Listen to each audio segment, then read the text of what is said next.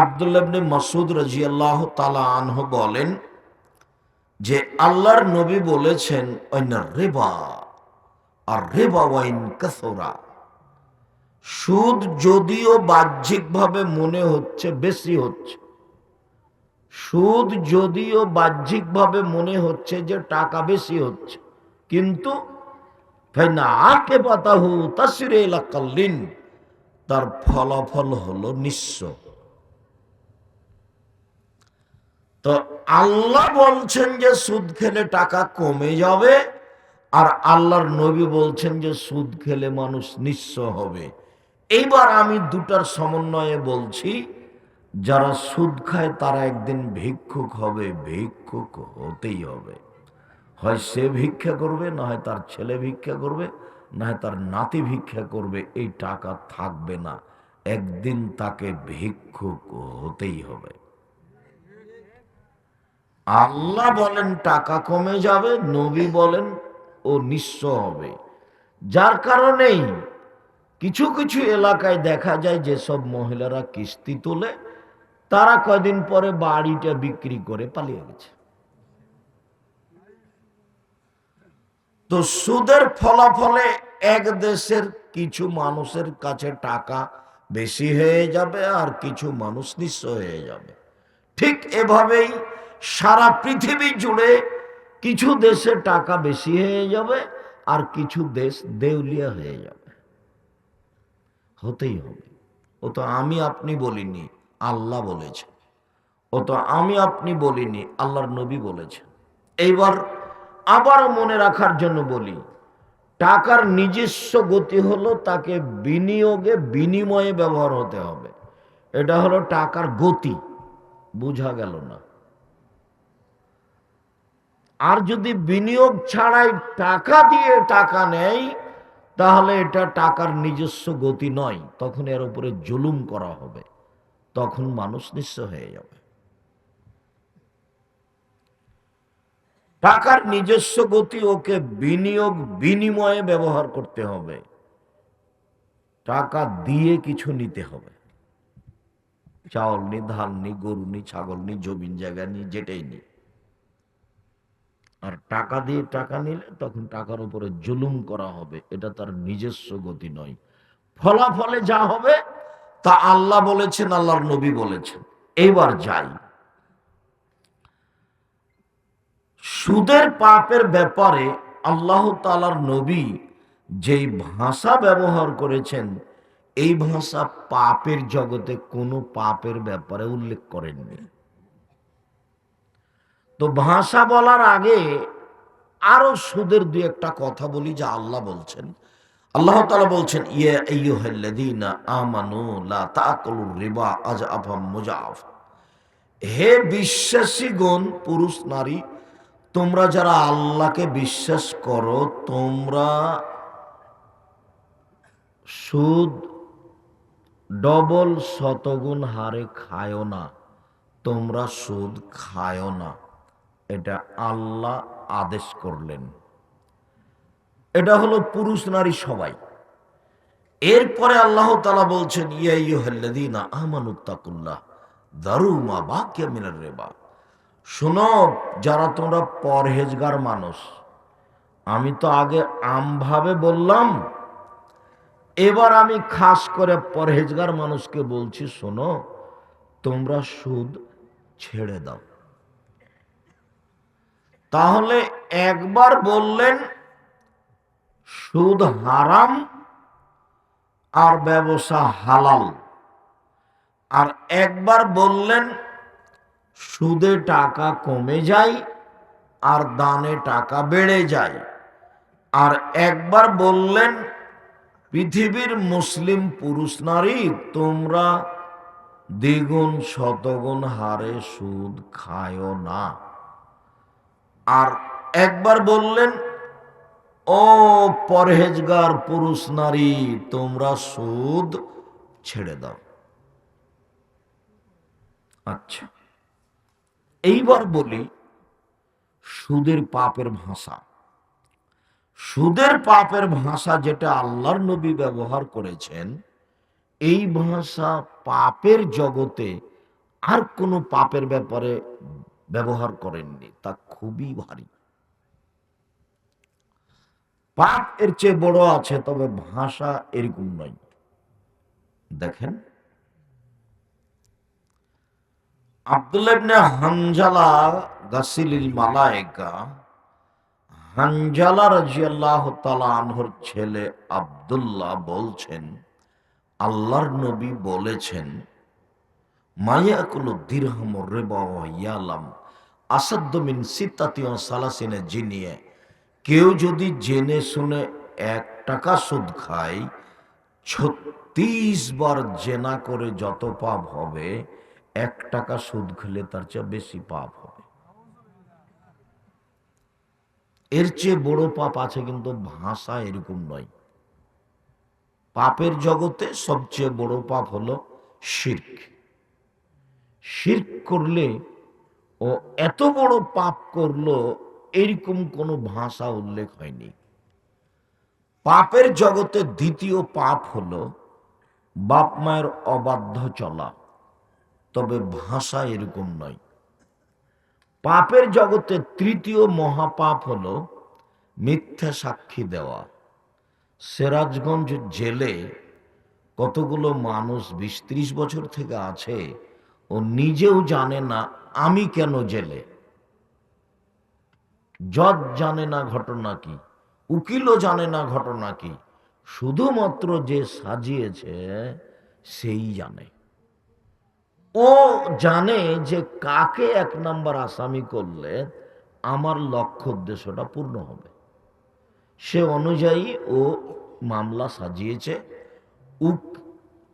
ওইভাবে সাক্ষীকে সাজিয়েছে, টাকা 50,000 দেব, তুমি সাক্ষী দিবা, এভাবে জজের সামনে। আমি 2 চোখে তাকে মারতে দেখেছি। অথচ যার ব্যাপারে বলছে সাক্ষী, ও সেদিন রংপুরে ছিল। যাকে ও মারতে দেখেছে, ও কোথায় ছিল? রংপুরে ছিল। এর নাম মিথ্যা সাক্ষী। এবারে জাজল্য বলছে যে আমি 2 চোখে দেখেছি। তো ঘটনা তো জজও জানে না, ঘটনা তো উকিলও জানে না, ঘটনা যে সাজিয়েছে সেই জানে। এখন যে লোকটা জেলে আছে, ও বলছে ব্যাপারটা কি, আমি কেন জেলে?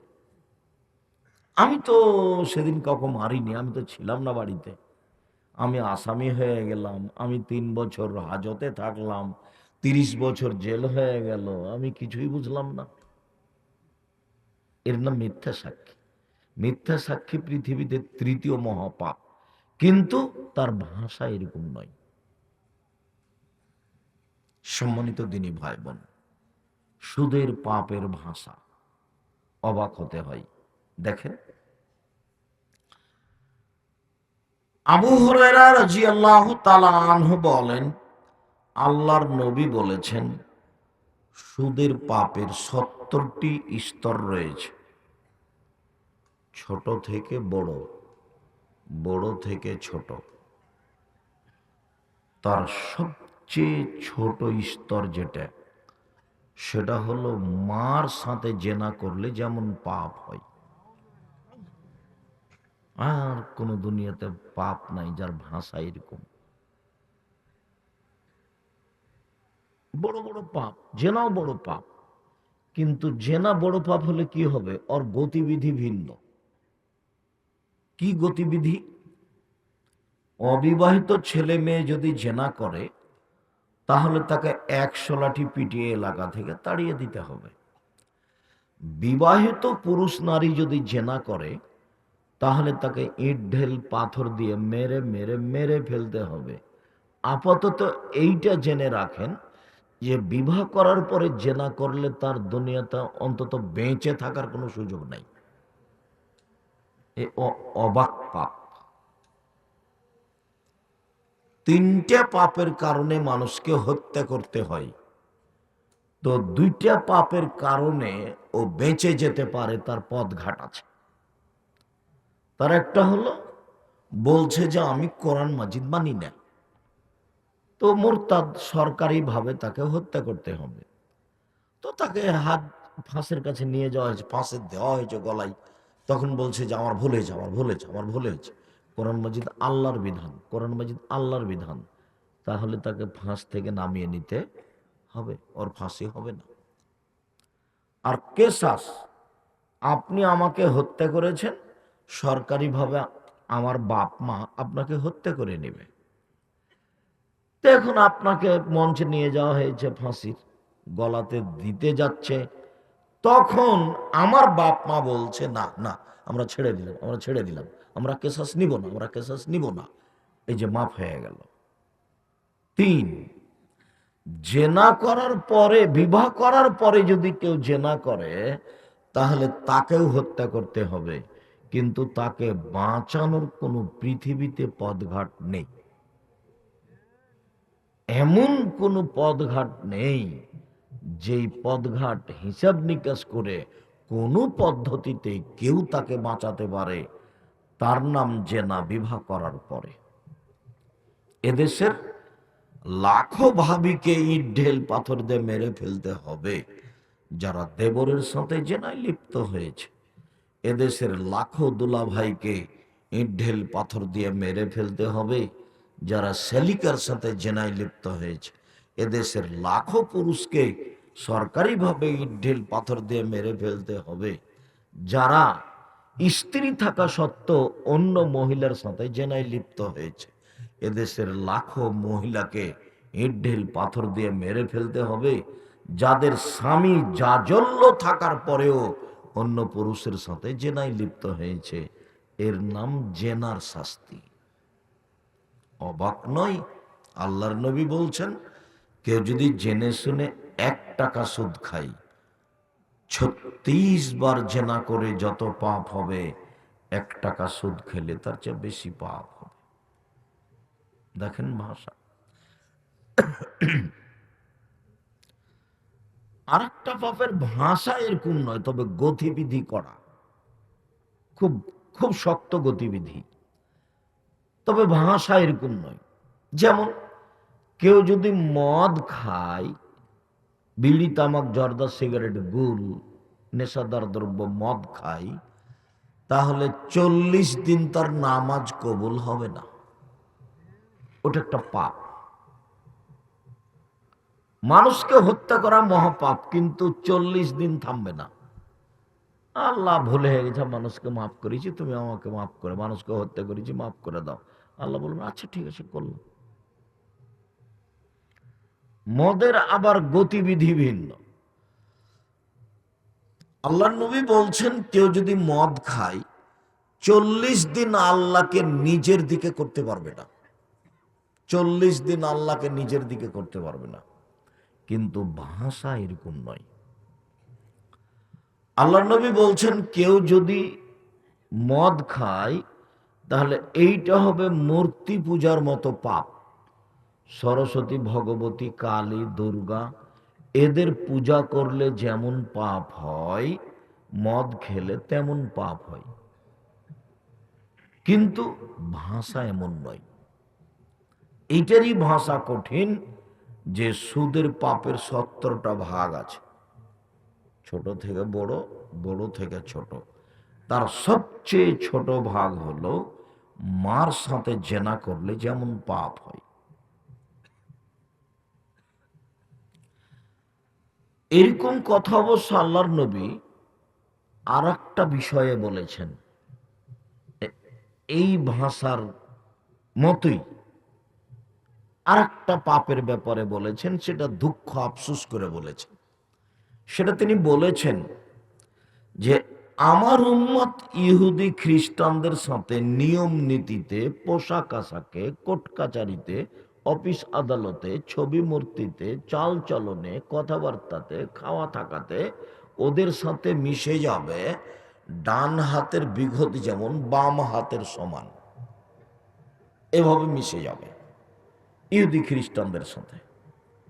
আবার বলছে, ডান পায়ের জুতা যেমন বাম পায়ের সমান, বাম পায়ের জুতা যেমন ডান পায়ের সমান, এইটা যেমন সমান সমান, কৃষ্টি কালচারের নিয়ম নীতিতে, নোংরামিতে, বেহায়াইতে আমার উম্মত মিশে যাবে ইহুদি খ্রিস্টানদের সাথে, তেমন জুতা যেমন একটা আর একটার সমান।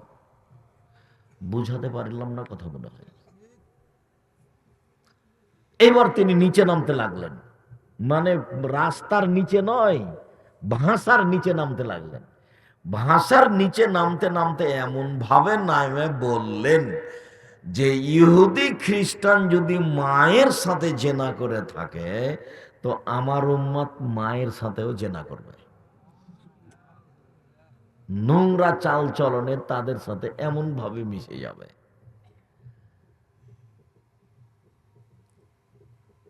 অবাক হতে হয় যে এখানে কতগুলো ছেলে বসে আছে, ওদের মাথার চুল ওপরে আছে, চতুর্দিক ছাঁটা আছে এইভাবে। ওর বাপ নাই কি? ওটা কি তার সৎ বাপ? এই ছেলে, ওটা কি তোমার সৎ বাপ, যাকে তুমি বাপ বলো, আব্বা বলো? তুমি যাকে মা বলো কি সৎ মা? না ওটা তোমার খালা? এটা আমি বুঝলাম না। এক মিনিট, আমি লন্ডন সফরের সাউথ হলের একটা কথা নকল করি। এক মিনিট, আমি জুমার খুতবা দিয়ে, আজকের বারে জুমার খুতবা দিয়ে 2 তালা থেকে নিচে নামছি। জুমার খুতবা 2 তালাতে। তো দৌড়াতে দৌড়াতে একটা লোক তার বাচ্চাকে টেনে নিয়ে এসে আমাকে বলছে যে একটু দোয়া করেন, আমার বাচ্চার জন্য দোয়া করেন।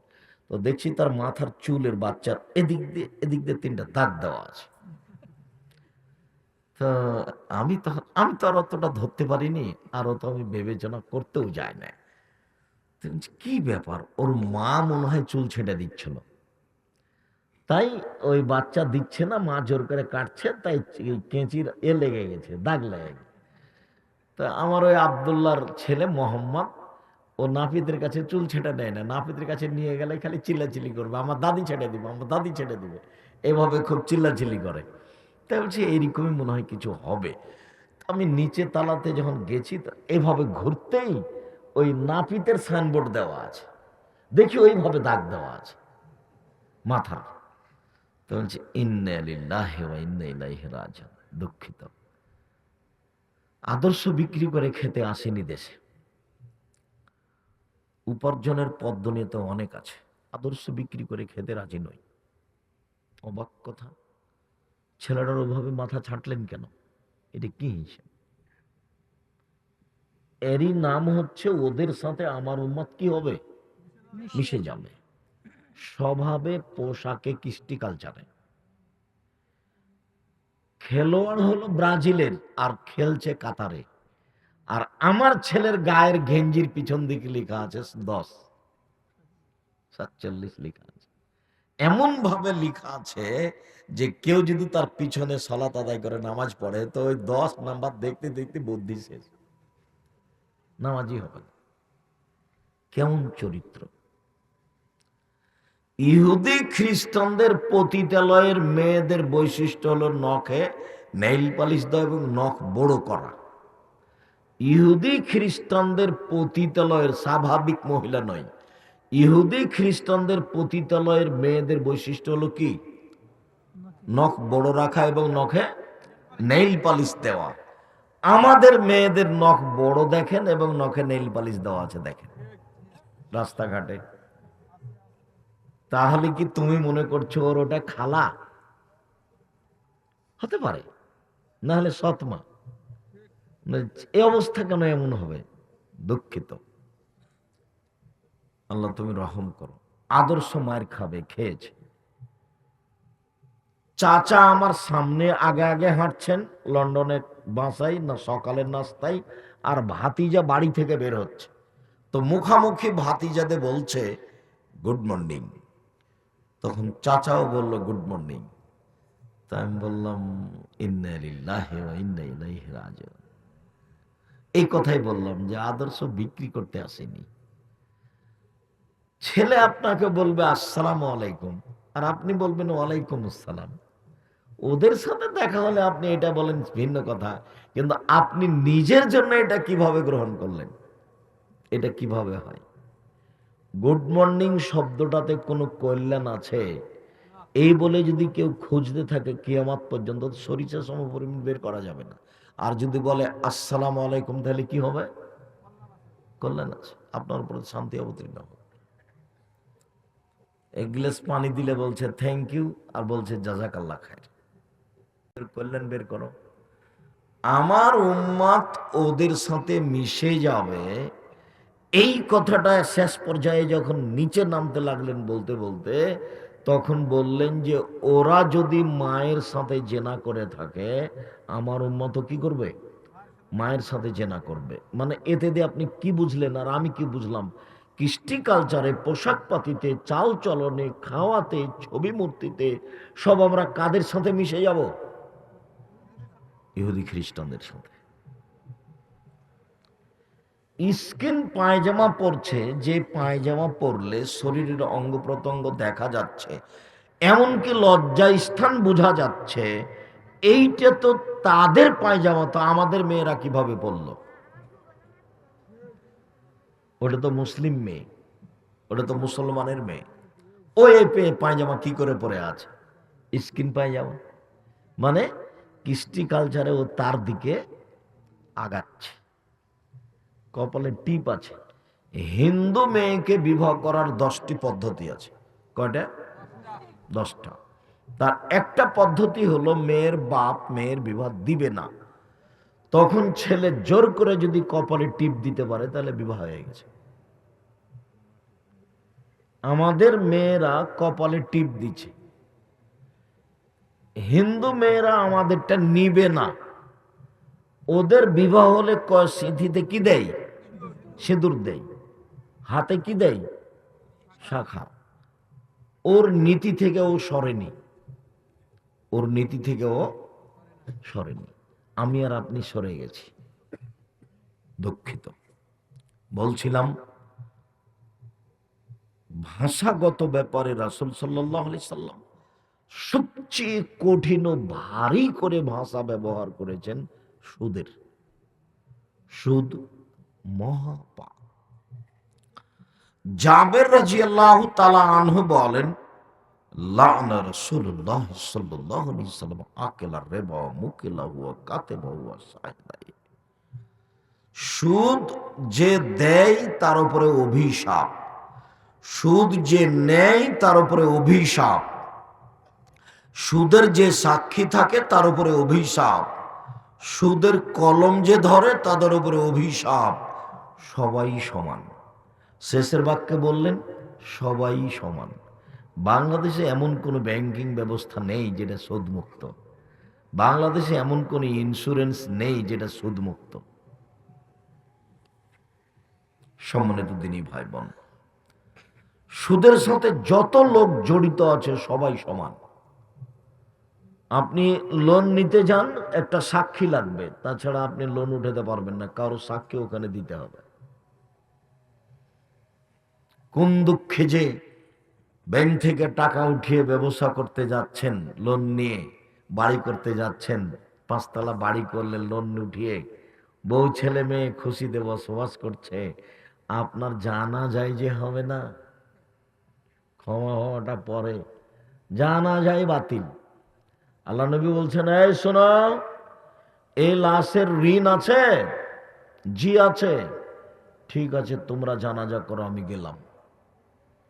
আল্লাহর নবী, আমি ওর ঋণ পরিশোধ করব। আচ্ছা ঠিক আছে, আমি জানাজা করে দিচ্ছি। তো আপনার 50 লক্ষ 2 কোটি 5 কোটি লোন নেওয়া আছে, কে পরিশোধ করতে যাবে? পাগল হয়ে গেছেন? বুদ্ধি বিক্রি করে খাচ্ছেন ইহুদি খ্রিস্টানদের মতো। ওরা বুদ্ধি আর বিদ্যা বিক্রি করে খায়, ওরা বিদ্যা আর বুদ্ধি বিক্রি করে খায়। বিদ্যার বুদ্ধি দিয়ে মানুষকে ঘায়েল করা যায়। তো ইঞ্জিনিয়ার হলো ইহুদি খ্রিস্টান পদ্মা সেতুর, আর যারা মাল মাথায় করে নিয়ে যাচ্ছে সিমেন্ট বালু মাটি, এরা হলো বাঙালি। বুদ্ধি ওদের, কর্মচারী এদের। ওটা আব্দুল্লাহর বক্তব্যে খুব স্পষ্ট হবে। বিষয়গুলি স্পষ্ট করতে হলে ওটা আব্দুল্লাহর বক্তব্য বুঝতে হবে, শুনতে হবে, তাহলে বোঝা যাবে নিজস্ব অবস্থান। বলছিলাম সম্মানিত দিনী ভাই বোন, যত সুদের লেনদেন আছে 24 ঘন্টার মধ্যে বন্ধ করতে হবে। যেসব মহিলারা কিস্তিতে টাকা উঠিয়েছে তার কিস্তি বন্ধ করতে হবে। আপনার স্ত্রী যদি কিস্তি বন্ধ না করে তাকে তালাক দিতে হবে, ওই বউ রাখা যাবে না। ও হলো হস্তিনী বউ, ও হলো হস্তিনী বউ। আমি তালাক দিতে আদেশ করিনি, পরামর্শ দিচ্ছি। তবে কিস্তি বন্ধ করতেই হবে। ভিক্ষা করে খেতে রাজি আছি, এইভাবে পয়সা উপার্জন করে একদিন বাঁচতে রাজি নয়। শেষ ফলাফল মরা। শেষ ফলাফল যদি মরতেই হয়, তাহলে এইভাবে পয়সা উপার্জন করে বাঁচতে রাজি নই।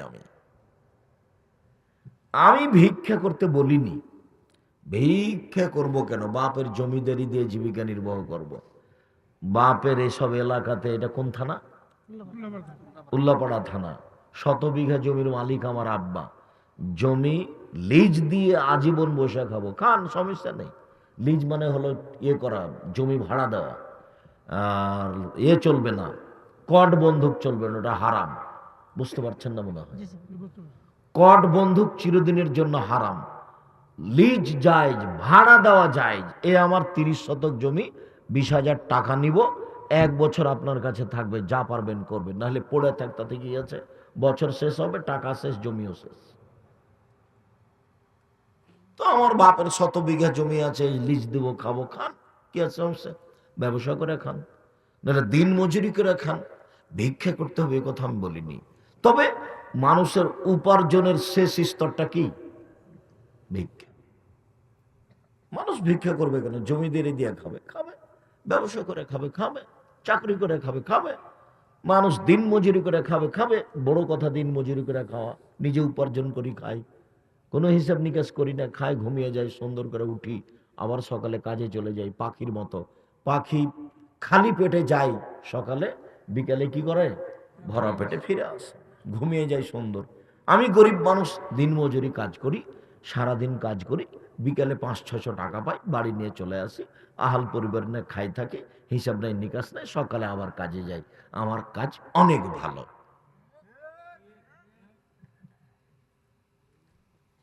তো আমি দিন মজুরি করে খাই, আমার শেষ পথ হলো ভিক্ষা করা। লোন নিয়ে কোটি টাকা ইনকাম করতে রাজি নই, পরকাল হারাতে রাজি নই। প্রত্যেকেই হয়তো বা অনেকেই পড়ে না, নামাজে সলাতে সালাম ফিরার পূর্বে একটা দোয়া পড়ে, যার নাম দোয়ায়ে মাসুরা। তার 2টা অংশের শেষ অংশ হলো আল্লাহুম্মা ইন্নী আউযু বিকা মিন আযাবি জাহান্নাম। এই দোয়াটার শেষে আছে আল্লাহুম্মা ইন্নী আউযু বিকা মিনাল মা'সামি ওয়াল মাগরাম। তোমার কাছে বাঁচতে চাই বড় পাপ হতে, তোমার কাছে বাঁচতে চাই ঋণ কর্জ হতে, তোমার কাছে বাঁচতে চাই বড় পাপ হতে, তোমার কাছে বাঁচতে চাই ঋণ কর্জ হতে। আল্লাহর নবী এভাবে ঋণ কর্জ থেকে বাঁচতে চাইতেন। আর আমি ঋণ কোটি টাকা নিয়ে বাড়ি বাড়ি ব্যবসা করলাম, বাড়ি করলাম, আমার বউ ছেলে মেয়েতে জিম্মেদারি নিবে না। একই বলা হয় খাল কেটে কুমির আনা। মানুষ তো আর বোঝে না, মানুষ মনে হচ্ছে বিপদের নাম এটা কথা, জি না, এটাই সবচেয়ে বড় বিপদ। ওর জানা যায় হবে না, ক্ষমা তো দূরের কথা, জানা যায় নাই, জানা যায় নাই। ঋণ থাকলে জানা যায় হবে না। তো জানা যায় যে করে দিচ্ছে, টাকা দিয়ে মওলানা পাওয়া যায়, করে দিচ্ছে। এই জন্য ইমামকে বলছে, বেটা ধমকাচ্ছে, হ্যাঁ আমার আব্বার জানাজা করে দিন, দিচ্ছে, সেটা ভিন্ন কথা। জানাজা তার হবে না, এটা চূড়ান্ত কথা। সম্মানিত দিনী ভাই বোন, আমরা আজকের এই গ্রাম অনেকখানি সমস্যার মুখোমুখি। আমরা দুর্ঘটনা অবগত হলাম। আল্লাহ আপনাদের নিরাপত্তা দান করুক, আল্লাহ আমিন। এবং এই ছেলেটাকে আল্লাহ মাফ করুক, আল্লাহ আমিন। আমরা লম্বা আলোচনা করতে চাচ্ছি না, যদি আপনার বসে থাকার গতি আপনাদের অনেক ভালো। আমি আজকে সুদের আলোচনায় একটা লম্বা হাদিস অনুবাদ করছি, যার একটা অংশ থাকবে সুদ। আমার দিকে চেয়ে থাকেন। সামরা ইবনে জুনদুব রাদিয়াল্লাহু তাআলা আনহু বলেন, আল্লাহর নবী কানান নবী সাল্লাল্লাহু আলাইহি ওয়াসাল্লাম সাল্লাহ আকবাল আলা নবী জওয়াজি, আল্লাহর নবী যখনই ফজরের সালাত আদায় করতেন তখন আমাদের মুখামুখি বসতেন। ফজরের সালাত আদায় করেই আমাদের মুখামুখি বসে বলতেন, হাল রা আহাদু মিনকুমাল লাইলাতা রুয়া, সঙ্গী সাথী তোমরা কেউ গত রাতে স্বপ্নে কিছু দেখেছ? ফাইন রা আহাদুন কাসাহা ফাইকুল মাশাআল্লাহ তাআলা, তো কেউ যদি স্বপ্নে কিছু দেখতো তো বলতো। তখন আল্লাহ নবী বলতেন, তোমার এই স্বপ্নের তাবির এই, তোমার এই স্বপ্নের ফলাফল এই। এইভাবে তিনি সকালে সবার স্বপ্নের তাবির করে দিতেন। ফাসালনা ইয়াওমান হালরা মিনকুমাল লাইলাতা রুয়ান, সঙ্গী সাথী এই গত রাতে তোমরা স্বপ্নে কেউ কিছু দেখেছ? কুলনা লা, আমরা বললাম জি না, জি না, জি না, আমরা গত রাতে কেউ স্বপ্নে কিছু দেখিনি।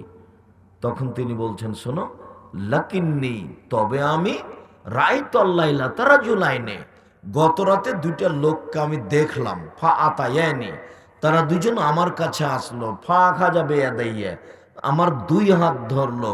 ফা আখরাজানি ইলা আরজিন মুকাদ্দাসাতিন, দুই হাত ধরে বাইতুল মুকাদ্দাসের দিকে টেনে নিয়ে যেতে লাগলো। উনি তার নিজস্ব স্বপ্নের বিবরণ দিচ্ছেন।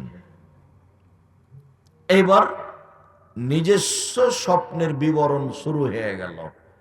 আস্তে আস্তে ফাতাইনা আলা রাজুলিন জালিসিন ওয়া রাজুলিন কায়েম আলা ওয়া ইয়াদিহি কাল্লুব মিন হাদিদিন ইদখুলু বিশিদকি ফায়াশুক্কু। হঠাৎ একটা লোক বসে আছে আর একটা লোক দাঁড়িয়ে আছে, তার হাতে আছে লোহার লাঠি, বাঁকা লাঠি। ওই যে লোকটা দাঁড়িয়ে আছে ও লোহার বাঁকা লাঠিটা তার মুখের ভিতরে ঢুকে দিচ্ছে, ঢুকিয়ে তার মুখকে চিরে পিছন দিকে নিয়ে যায়। হাতে এবলোকা কাফাহু, এই পর্যন্ত নিয়ে যাচ্ছে। ওয়াফল বিশিদ গহিলা আখার, আবার লাঠিটা ডান দিক থেকে খুলে মুখের বাম দিকে লাগাচ্ছে। ফায়া ফল মিশল, এইভাবে চিরে পিছন দিকে নিয়ে যাচ্ছে। ওয়াল তো মিশিদ গোহাজা, দেখছে ডান দিক আবার ঠিক হয়ে গেছে।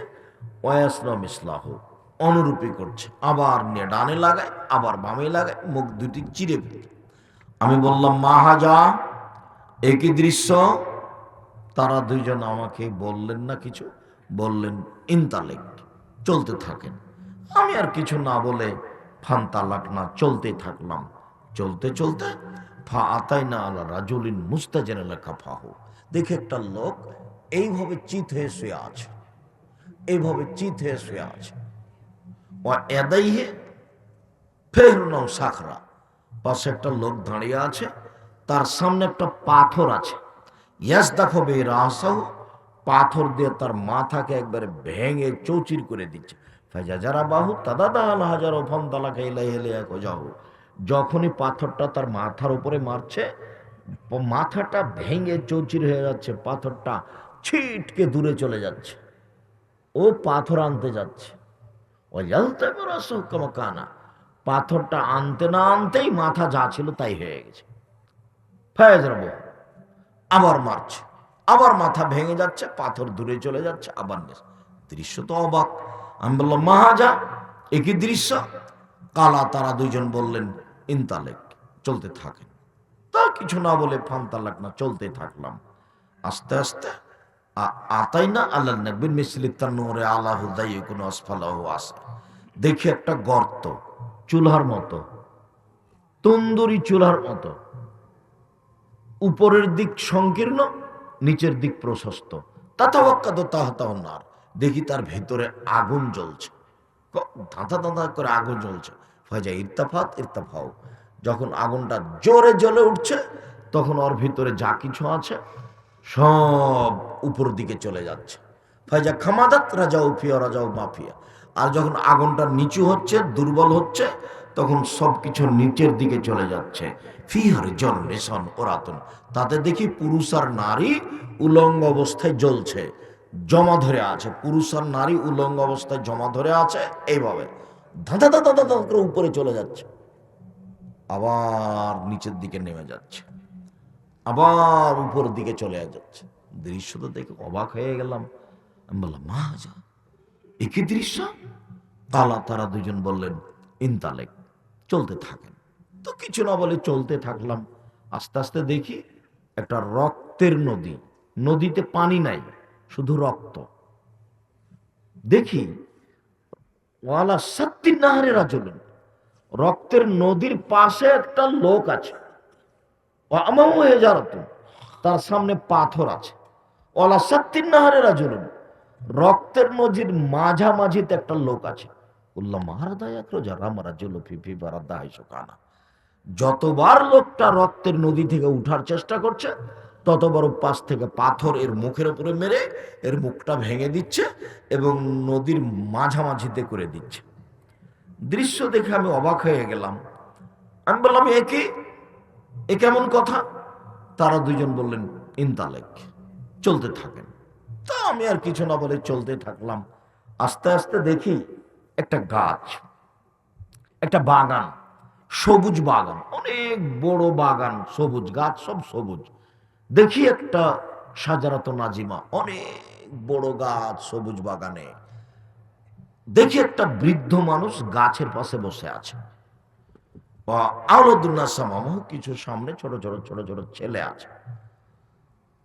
রাজুলুন কারিমিন মিনা সাজারা ইউকুদুন নারা, গাছ থেকে দেখছে একটু দূরে একটা লোক, তার হাতে আছে লোহার লাঠি, ও লোহার লাঠি দিয়ে আগুনকে উত্তেজিত করছে। এই দৃশ্য আমি দেখলাম।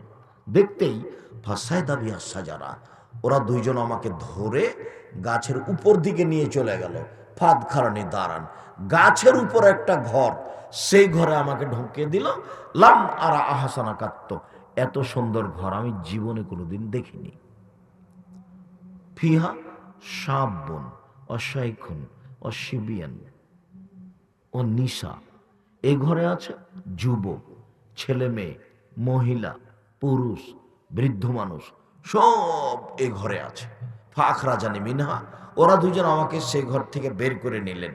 বের করে নিয়ে সায়দা বিয়া সাজারা, আরো উপরে চলে গেলেন।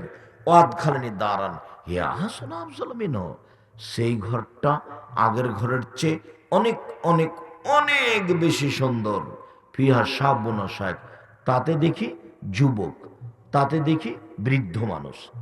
এখানে মহিলা নেই, এখানে বাচ্চা ছেলে মেয়ে নেই, সব যুবক আর বৃদ্ধ মানুষ। এইটা দেখার পর আমি বললাম, এই শোনো, তোমরা যে আমাকে দেখালে রাতে যা কিছু দেখলাম, এগুলো একটু বলে দাও, কি দেখলাম? তারা নাম, তারা দুজন বললে জি হ্যাঁ বলে দিব। দেখেন এগুলো কি, এই যে দেখেন। বলি, এবার শুরু হলো। আমার দিকে চেয়ে থাকবেন। দীর্ঘ সময় ধরে মোহাম্মদ সাল্লাল্লাহু আলাইহি সাল্লাম যা দেখলেন, এখন তারা দুইজন বিবরণ দিবেন।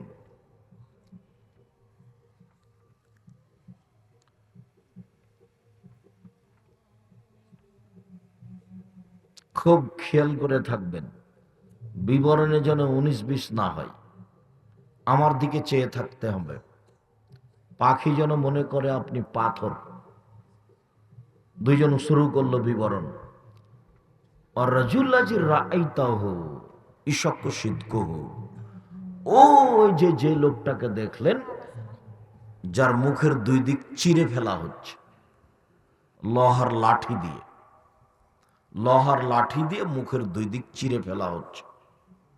ফরাজুলুন কাযাব, ও মিথ্যুক, মিথ্যা কথা বলতো। ইউফালু বিহি ইলা ইয়াউমিল কিয়ামা, তার সাথে এরূপ আচরণ করা হবে কিয়ামত পর্যন্ত, বিচারের দিন পর্যন্ত এরূপ করা হবে। এই ছেলে, সরো এখান থেকে। এখানে চা কেন? এখন চা খাওয়া হবে না।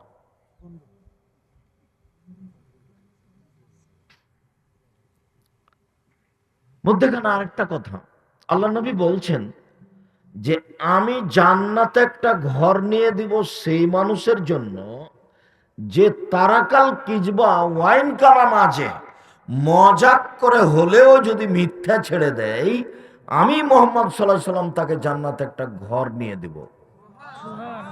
এটা তার জিম্মেদারি, উনি জিম্মেদারি নিচ্ছেন যে মজাক করে হলেও আর মিথ্যা বলবে না যে ব্যক্তি, ওর জন্য মোহাম্মদ সাল্লাল্লাহু আলাইহি সাল্লাম একটা জান্নাতে কি করবেন, ঘর নিয়ে দিবেন।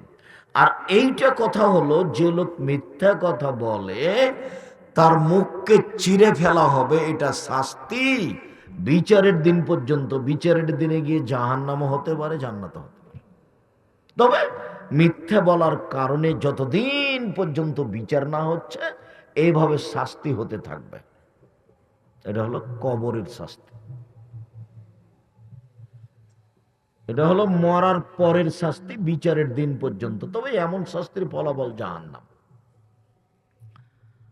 সম্মানিত দিনী ভাই বোন, এবার শুরু করলেন। তারপরে যে আপনি দেখলেন একটা লোক চিথে শুয়ে আছে, আর একজন মানুষ তার হাতে পাথর আছে, মারছে মাথার উপরে, মাথা ভেঙে চৌচির হয়ে যাচ্ছে, পাথর ছিটকে দূরে চলে যাচ্ছে। পাথর নিয়ে আসে, দেখছে মাথা ঠিক হয়ে গেছে। ফারাজুলুন আলেম আল্লাহুল্লাহু তাআলাল কোরআনা, ইনি হলেন মাওলানা মানুষ। আল্লাহকে কোরআন শিক্ষা দিয়েছিলেন। ইনি রাতে কোরআন পড়েননি, দিনে কোরআন অনুযায়ী আমল করেননি। ইউফাল বিহিল ইয়াউমিল কিয়ামা, তাকে এইভাবে শাস্তি দেওয়া হবে, পাথর দিয়ে মাথা ভেঙে চৌচির করা হবে কিয়ামত পর্যন্ত, যতদিন বিচার না হচ্ছে। সম্মানিত দিনী ভাই বোন, জরুরি কথা, জরুরি কথা, আলেম মানুষকে সম্মান করতে হবে, এ কথাই ঠিক। আলেম ওলামাকে সম্মান করতে হবে, এ কথাই ঠিক। কেন? আল্লাহর নবী বললেন, আল উলামা ওয়ারাসাতুল আম্বিয়া, আলেমগণ হলেন নবীগণের উত্তরাধিকারী। মানে এরা খুব দামি মানুষ, তারা খুব দামি মানুষ। নবীগণ চলে গেছেন, ওখানে কারা বসে কাজ করছে? আলেম ওলামা। তাহলে তার মান সম্মান অনেক বেশি। এই জন্যই তাকে সম্মান করব, দাওয়াত দিব, এ কথাই ঠিক। আল্লাহ নবী বলেছেন, তুমি খাদ্য তোমার পরহেজগার মানুষকে খাওয়াও। নিজে থেকে যখন কাউকে দাওয়াত দিব, তো আমার যে চাচা চাচি দাদা দাদি গ্রামবাসী মাওলানা পরহেজগার, তাকে দাওয়াত দিব। আর যখন কেউ আমার কাছে খেতে চাইবে, তখন সে চোর হোক, চান্ডাল হোক, চোট্টা হোক, ডাম ডোম হোক, হাড়ি হোক, মেতর হোক, ঘোড়াই চড়া হোক, খেতে চেয়েছে দিব। ও তো অসহায় আমার কাছে চাচ্ছে, কথা বোঝা গেল না মনে হয়? ও অসহায়, ও চাচ্ছে, সে যেই হোক দিব। কিন্তু আমি যখন নিজে থেকে খেতে দিব, তখন আল্লাহর নবী যাকে খেতে দিতে বলেছেন তাকে দিব। কাকে খেতে দিতে বলেছেন? আর পরহেজগার, পরহেজগার। তো স্বাভাবিক আমরা আলেম ওলামাকে কি ভাববো? পরহেজগার ভাববো। কেননা আল্লাহর নবী কি বললেন? যে আলেম ওলামা কি? ওয়ারাসাতুল আম্বিয়া, নবীগণের উত্তরাধিকারী। এই কথাটা মাথায় রাখতে হবে। তারপরে এই কথাটা থাকতে হবে যে আল্লাহর নবী বলেছেন মাওলানা সাহেবকে দিয়ে জাহান্নাম উদ্বোধন হবে। হাদিস বুখারী মুসলিম। আর এখানে যার মাথা ফাটিয়ে দেওয়া হচ্ছে ইনি আলেম মানুষ, হাদিস বুখারী। আর যারা বক্তা, তাদের ঠোঁট এবং জিহ্বাকে আগুনের কেঁচি দিয়ে কেটে দেওয়া হবে। ওরা মাওলানা মানুষ। আল্লাহর নবী বললেন, বাল্লিগ বাল্লিগ, পৃথিবীর মানুষ, আমার একটা কথা জানা থাকলে অন্যকে বলো। তোমরা বক্তব্য দাও, তোমরা মানুষকে দাওয়াত দাও। আবার আল্লাহ নবী বলছেন, জিবরাইল বলেন যে যাদের ঠোঁট জিহ্বা কেটে দেওয়া হচ্ছে ওরা মাওলানা মানুষ। মানে মাওলানা সাহেব যেটা মুখ দিয়ে বের করছে সেটা কার হতে হবে? আল্লাহ, আর না হয় আল্লাহ রাসূলের। যদি না হয় তাহলে ঠোঁট জিহ্বা কেটে নেওয়া হবে, জুব্বা যত বড়ই হোক, পাগড়ি যত বড়ই হোক, রেহাই হবে না, কোনো পথ নেই। কবি নজরুল ইসলাম বলেছেন, মসজিদের পাশে কবর দিও ভাই, তাহলে এই গুনাহগার গোরাজাব হতে পাইবে রেহাই। তাই আমি বললাম যে নজরুল ইসলাম ভুল বলেছেন। আপনার বাপের কবর মসজিদের পাশে কেন? কাবা ঘরের নিচে ঢুকিয়ে দিলে এক পয়সা লাভ হবে না? বিচার বিচারী, বিচার বিচারী, বিচার হবেই। মানুষের তো বিচার হবে হবে, পশু প্রাণীরও হবে। হাদিস বুখারী মুসলিম, আল্লাহর নবী বলছেন মানুষের তো বিচার হবে হবেই, পশু প্রাণীরও বিচার হবে। পশু প্রাণীর বিচার হয় কি হবে? একটা গরুকে গুতা মেরেছিল, জীবিত করে গুতা মেরে পরিশোধ হয়ে যাবে, বাস শেষ, মাটি হয়ে গেছে, আর কিছু নেই। জাহান্নামে কে যাবে? মানুষ। কে যাবে? জিন। জান্নাতে কে যাবে? মানুষ। জান্নাতে কে যাবে? জিন। তাহলে জাহান্নাম জান্নাত এদের জন্য। বিচার হবেই, হুজুর যত বড়ই হোক। তবে ভালোবাসা আলেম ওলামার উপরে রাখেন, রাখাই উচিত, একটু বিবেচনা করে রাখেন। টাকা দিয়ে ডেকে নিয়ে আসলেন, বিজ্ঞাপন পোস্টার ছাপালেন, আল্লামা মুফাসসিরে কোরআন, অথচ পড়তেই জানে না। আল্লামা মুফাসসিরে কোরআন যে লিখলেন, ইয়াতে বিজ্ঞাপন পোস্টারে ভালো করে খাওয়ার দিলেন, টাকা 20, 30, 50 হাজার দিলেন বা 1 লাখ দিলেন, কত যে কি করছেন আমি দেখে ধুলায় অন্ধকার। কষ্ট করে লিখেছিলাম বক্তা শ্রোতার পরিচয় বই, কষ্ট করে লিখেছিলাম তাফসির কি মিথ্যা হতে পারে, তার মানে ওই বইয়ে যা তাফসির আছে সবই মিথ্যে। জাতিকে বলে গেলাম দেশের 95% বক্তা মিথ্যুক, আমি বলিনি ইনি মিথ্যুক, আপনি আমার এই বাক্যকে তদন্ত করবেন। বলে গেলাম 98% মুফাসসির মিথ্যুক, জবাব আমাকে দিতে হবে না, আপনাকে দিতে হবে। আমি ওই পাতাও পড়ি না, ওভাবে আমি ডাকিও না, ওকে আমি দাওয়াতও দিই না। জামিয়া সালাফে সম্মেলন হয়, জামিয়া সালাফে সম্মেলনে প্রায় 15 লক্ষ টাকা খরচ হয়। তা আমি আপনার মতো বিবেচনা ছাড়াই কোনো মানুষকে দাওয়াত দিই না। আর 1 মাস আগেই তাকে দেওয়া আছে বিষয়, উনি কি বলবেন, যে বিষয় দেওয়া আছে ওনাকে সেই বিষয় বলতে হবে। আর আমি দল সংগঠন করি না, মনে বড় সাধ, এই দেশের মাটিতে আমি উন্নত মানের প্রতিষ্ঠান গড়বই ইনশাআল্লাহ, যেখানে ছেলে মেয়ে বাংলা ইংরেজি আরবি উন্নত মানের শিক্ষা অর্জন করে জাতির অন্যায়ের বিরুদ্ধে লড়বে, মুখে কলবে মিডিয়ায় লড়বে ইনশাআল্লাহ। মুখ সামনে আছে, মিডিয়া সামনে আছে, কলম পাশে আছে, জীবন বাজি রেখে কাজ করে যাচ্ছি। জাতিকে বলে যাচ্ছি, জাতির যদি রাস্তাঘাট করে দিতে না পারি, জাতির যদি স্কুল কলেজ করে দিতে না পারি, জাতিকে চূড়ান্ত সঠিক ধর্ম দিতে পারবো ইনশাআল্লাহ। ধর্মের ব্যাপারে জাতিকে ফাঁকি দিয়ে পরকাল হারাতে রাজি নই। তা মুখে হোক, তা মিডিয়ায় হোক, তা কলমে হোক। যার কারণে কলমকেও মূল্যায়ন করতে বলছি, যে বই পুস্তকগুলো আপনি মূল্যায়ন করেন, উচিত হবে। বইয়ের নাম সম অধিকার নয়, মর্যাদা চাই। বই পুস্তকের নাম কেনই নির্যাতন কি তার প্রতিকার। বই পুস্তকের নাম কেন হব অবরোধবাসিনী। বেগম রোকেয়া বলল আমরা অবরোধবাসিনী। তো রংপুরের আর এক মহিলা লিখলো কেন হব অবরোধবাসিনী। নিন্দা করতে করতে করতে করতে বেগম রোকেয়া বলছে আরে শোনো, পর্দা দেখবে কি জিনিস, দেখো না একটু কি হয়েছে। লোকের জেলার কয়েকজন মহিলা ওর আব্বার সাথে কয়েকজন মহিলা হজ সফরে যাচ্ছে, তো পর্দা করে খুব বেশি। তো তো সিরাজগঞ্জ ট্রেন স্টেশনে ওদেরকে থাকতে দিয়েছে, ট্রেন আসবে তখন উঠবে, তো একটা বড় চাদর উপর উপর চাপিয়ে দেওয়া হয়েছে। তো স্টেশন মাস্টার এখন বলছে যে এটা কিসের বস্তা, পা দিয়ে লাগছে, এটা কিসের বস্তা, দেখা যায় না। তো উনি পর্দার নিন্দা করছেন, এইভাবে লেখা আছে বই, আপনি পড়ে দেখেন, এইভাবে লেখা আছে বই। এখন বইয়ের নাম কেন হবো অবরোধবাসিনী, দেখেন এখানেই আছে, আপনার পাশে আছে। পর্দার নিন্দা দেখাচ্ছে, আসলেই ওদেরকে ঘেরা ছিল নাকি, এমনি রূপক বানানো নাকি, ঘেরা থাকতেও পারে, রাখে যদি, তাহলে কি স্টেশন মাস্টার এভাবে পা দিয়ে লাথি মারবে, মারতেও পারে, সেই জন্য কি এভাবে পর্দার নিন্দা করতে হবে না। এখন সব মেয়ে মাঠে নেমে গেছে, বলছে যে ইস্টাবলিশড হতে হবে।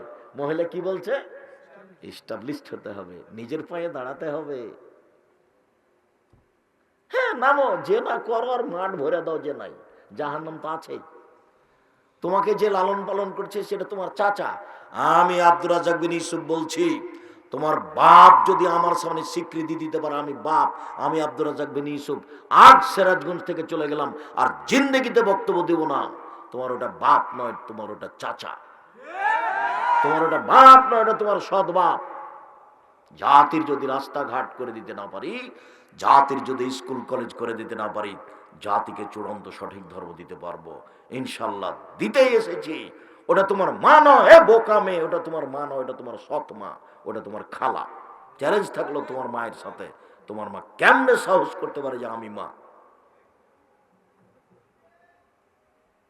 তুমি তোমার গায়ে যে পোশাক আছে সে পোশাক তো আল্লাহ না করে দিয়েছেন, রাসূল না করে দিয়েছেন। আল্লাহর নবী বলছেন,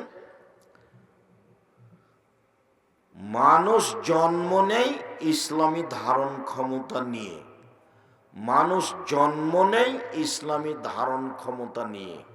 প্যান্টটা টাকনুর উপরে রাখতে পারবে এই ক্ষমতা তার আছে, মেয়েটার নখটা কেটে ছোট করতে পারবে এই ক্ষমতা তার আছে। কাটলো না কেন? তার মা কাটতে দিল না, এই জন্য কাটলো না। আল্লাহর নবী বলছেন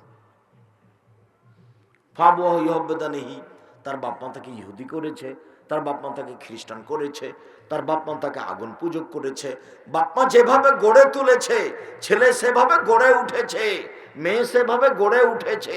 চাঁপাইনবাবগঞ্জের ভাষাতে বলছে, সঙ্গ দোষে লোহা ভাসে।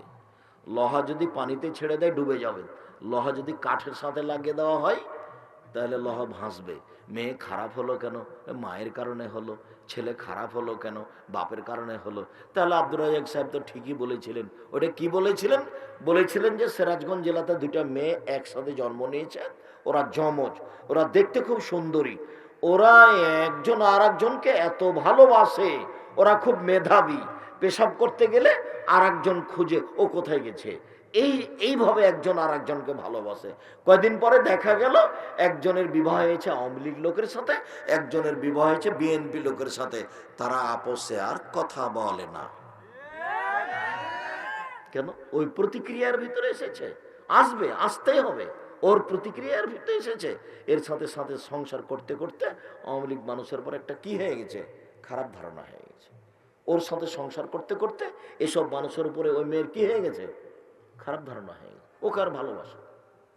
এর নাম দল, এর নাম সংগঠন। হতেই হবে। চাঁপাইনবাবগঞ্জের ভাষাতে ওর বাপকে হতে হবে। এটা হবেই।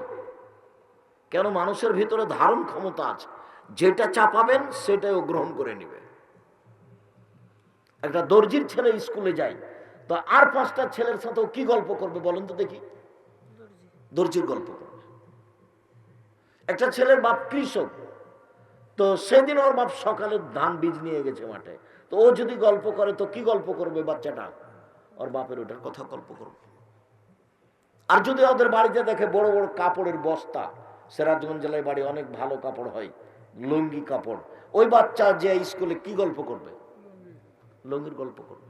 এটা করতে হবে, এটা স্বভাব, এটা আল্লাহ রাসূল বলছেন। সম্মানিত দিনী ভাই বোন, চলেন এরপরে যে আপনি দেখলেন গর্তের ভিতরে মানুষ, পুরুষ আর নারী উলঙ্গ হয়ে জ্বলছে, জমা ধরে আছে, দাদা দাদা দাদা করে উপরে চলে যাচ্ছে, আবার নিচে আসছে, আবার উপরে চলে যাচ্ছে। এরা হলো ব্যভিচার, ব্যভিচার নিয়ে এইভাবেই শাস্তি হতে থাকবে বিচারের দিন পর্যন্ত। তারপরে যে আপনি দেখলেন রক্তের নদী, নদীতে পানি নাই, শুধু রক্ত, ও হলো সুদখোর। এইভাবে তার মুখকে ভেঙে চৌচির করা হবে। এই বাক্যটা নিয়ে লম্বা হাদিস অনুবাদ করছি, বুঝাতে পারিনি কথা মনে হয়। এবার তাহলে কথা গুটিয়ে নি, পরে হাদিসটুকু বলছি বাকি অংশ। এক, কেউ যদি জেনে শুনে 1 টাকা সুদ খায়, 36 বার জেনা করে যত পাপ হবে, 1 টাকা সুদ খেলে তার চেয়ে বেশি পাপ হবে। 2, সুদের পাপের 17টি ভাগ রয়েছে, সবচেয়ে ছোট ভাগ হলো মার সাথে জেনা করলে যেমন পাপ হয়। 3, কেউ যদি সুদ খায় তাহলে তাকে মরার পরে রক্তের নদীতে ফেলে দিয়ে পাশ থেকে পাথর দিয়ে তার মুখকে ভেঙে চৌচির করা হবে। যতদিন পর্যন্ত বিচার না হচ্ছে ততদিন পর্যন্ত তার এইভাবে শাস্তি হতে থাকবে। তার নাম সুদ। 24 ঘন্টার মধ্যে ব্যাংকিং এবং যত কিছু আছে কিস্তি সব বন্ধ করতে হবে। অনুরোধ রইল, বন্ধ করার জন্য জোরালোভাবে দাবি রইল। করলেই কি আর না করলেই কি? দাওয়াত দেওয়ার কাজ দিলাম, মানার কাজ আপনার। না মানতে পারলে দুর্ভাগ্য। ছেলে তোমাকে বলে যাচ্ছি, সতর্ক সাবধান হও, বাপ মাকে সাবধান করো। মরলেই সব কিছু শেষ হয়ে যাবে। মরার সময় আর খুব একটা বেশি দিন নেই। দেখেছিলাম একদিন বয়স 40, আজ দেখি 60, তারপর দেখি নেই। এর নাম বয়স, কিছুই না। সম্মানিত দিনী ভাই বোন, তারপরে যে আপনি দেখলেন অনেক বড় বাগান, বাগানে একটা গাছ, তার পাশে একজন বৃদ্ধ মানুষ, উনি হচ্ছেন ইব্রাহিম আলাইহিসসালাম। সামনে যে দেখলেন অনেকগুলি বাচ্চা, ওরা হচ্ছে মানুষের সন্তান, হিন্দু মুসলমান সবার, ওরা সবাই জান্নাতে যাবে। এরপরে যে দেখলেন দূরে একটা লোক লোহার লাঠি দিয়ে আগুনকে উত্তেজিত করছে, হুয়া মালিক ও খাজিনিন নারে, উনি হচ্ছেন জাহান্নামের মালিক। উনি জাহান্নামের দায়িত্বশীল, সব ফেরেশতা তার অধীনে কাজ করে। উনি হলেন জাহান্নামের মালিক, আর কাজ হলো জাহান্নামকে উত্তেজিত করা বিচারের দিন পর্যন্ত। তারপরে যে দেখলেন প্রথম ঘরটা খুব ঝকঝকে, সেটা হলো সাধারণ মোমেন পুরুষ নারীর ঘর। এই যে এখনই বের হলেন, এই যে সুন্দর টকটকে ঘরটা, এটা হলো শহীদদের ঘর। এই যে আমি ধরে আছি আপনার ডান হাত, আমি হচ্ছে জিব্রাইল, আর এই যে আপনার বাম হাত ধরে আছেন, ইনি হচ্ছেন মেকাইল। এবার কি বোঝা গেল? আমি হলাম জিব্রাইল, ইনি হলেন মেকাইল। মাথার উপর দিকে করেন তো, করলাম। এই যে একটা ঘর, খুব টকটকে ঝকঝকে ঘর, যাকে মানজে লোকা, এটা আপনার জান্নাত, আপনার ঘর। যেমন বলেছে আপনার ঘর, তেমন আল্লাহ রসুল বলছেন দালি আদখুলু মানজিলি, তাহলে তোমরা ছেড়ে দাও, আমি আমার ঘরে ঢুকে যাই। কাল আল্লাহ বাকি এলাকা উমরাল্লাম তাস্তাকমিল হো, তারা দুইজন বললেন জি না, আপনার বয়স এখনো বাকি আছে। যেদিন আপনার বয়স শেষ হবে, সেদিন আপনি এই ঘরে চলে আসবেন। বুখারী। সম্মানিত দিনী ভাই বোন, আপনাকে অতীব সংক্ষিপ্ত করে সুদ নিয়ে আলোচনা শোনাচ্ছিলাম। সুদ মহা পাপ। যেসব পাপের কারণে পরকাল হারিয়ে যাবে, যেসব পাপের কারণে জাহান্নাম ঘোষণা হয়েছে, তার স্পষ্ট একটি পাপ হলো সুদ। সুদ খেলে সমাজে অর্থ সম্পদ সংকুচিত হয়, মানুষ বিপদে পড়ে, যার কারণে সুদের অবস্থাটা এই। মর্মে অনুরোধ জানাচ্ছি, যে কোনো মূল্যে সুদ থেকে ফিরে আসুন। সাথে সাথে শেষে একটি কথা, আমার মনে বড় স্বাদ, আমি এদেশের মাটিতে উন্নত মানের প্রতিষ্ঠান গড়বই ইনশাআল্লাহ। সেটাই জামিয়া সালাফিয়া। আমি আপনাকে একটু দোয়া করার জন্য অনুরোধ জানাচ্ছি, আল্লাহ তুমি জামিয়া সালাফিয়া কবুল করো, এটাই দাবি। আপনি বলবেন আল্লাহ তুমি জামিয়া সালাফিয়া কবুল করো। জামিয়া সালাফিয়া বর্তমানে প্রায় 5,000 ছেলে মেয়ে পড়াশোনা করে, 300 জন শিক্ষক শিক্ষিকা আছেন, প্রতি মাসে বেতন লাগে 32 লক্ষ, 410 জন এতিম আছে। আমি খুব একটা জোরালো স্বাদ নিয়ে দিন কাটাচ্ছি, আপনি একটু দোয়া করতে ভুল করবেন না, আল্লাহ তুমি জামিয়া সালাফিয়া কবুল করো। আর আপনার ভালোবাসা আমি মার্চের 7-8-এ দেখতে চাচ্ছি। 7-8 যেটা রূপগঞ্জ জামিয়া সালাফিয়া, রূপগঞ্জ নারায়ণগঞ্জ কাঞ্চন ব্রিজের পাশে, বাণিজ্য মেলার পিছনে, ঢাকা বিমানবন্দর থেকে অতীব নিকটে, প্রায় 51 বিঘে জমির উপরে এই প্রতিষ্ঠান। দেশের সবচেয়ে বৃহৎ বড় প্রতিষ্ঠান। প্রায় 22 বিঘা মেয়েদের জন্য, বাকি ছেলেদের জন্য।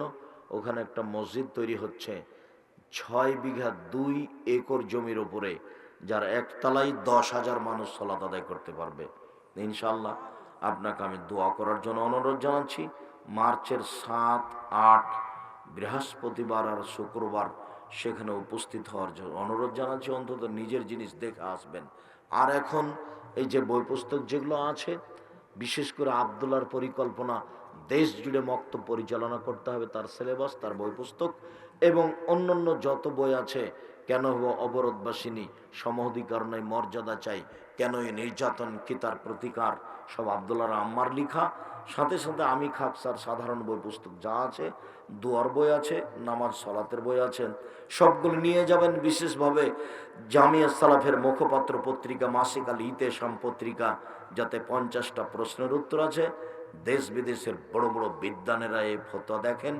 মর্মে আমি অনুরোধ জানাচ্ছি, কিছু কিনতে না পারলে একটা পত্রিকা কিনে নিয়ে যাব, এটাই জোরালো দাবি। আল্লাহ আমাদের যারা মারা গেছে তুমি তাদের কবরের শাস্তি মাফ করো। আমরা যারা অসুস্থ তুমি তাদের আরোগ্য দান করো। আমরা যারা আর বেঁচে আছি তুমি তাদেরকে তোমার রাসূলের পদ্ধতি অনুযায়ী চলার তৌফিক দান করো।